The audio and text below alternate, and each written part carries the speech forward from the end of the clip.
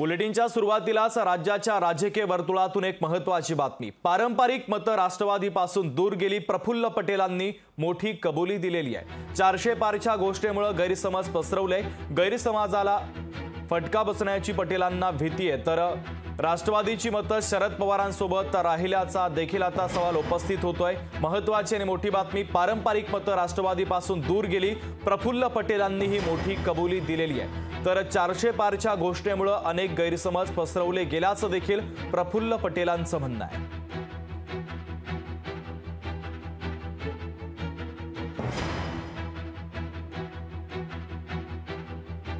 आपला कसं आहे की आपल्याही काही पारंपरिक आपले मत असतात। स्वाभाविक आहे की राष्ट्रवादी काँग्रेस पार्टीच्या माणसाला आपले पारंपरिक जे मत आहे ते कमी मिळत असताना त्यांना वाटते की आपला फार मोठा नुकसान होऊन राहिलेला आहे। एका बाजूला ती गोष्ट खरी पण आहे, पण दुसऱ्या बाजूला हे पण आपल्याला विसरता म्हणजे कामा नये की दुसऱ्या बाजूचे मत जे आपल्याला पूर्वी मिळत नव्हते, जे आपल्या हिस्सेचे नव्हते, ते हेही मत आज आपल्याकडे येऊन राहिलेले आहे।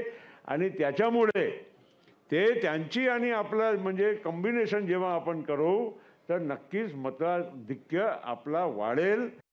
आपण 400च्या पार जायचा जे आपला एक नारा आहे तो याच्यासाठी आहे की आम्हाला 400 पार करून आम्हाला संविधान बदलायचं आहे, असा एक अपप्रचार मोठ्या प्रमाणात आपल्या देशामध्ये होऊन राहिलेला आहे। आणि ते खरंही आहे, एक प्रकारे अपप्रचार तर होताच, सगळ्यांना म्हणजे त्याला मुकाबला करावाच लागला।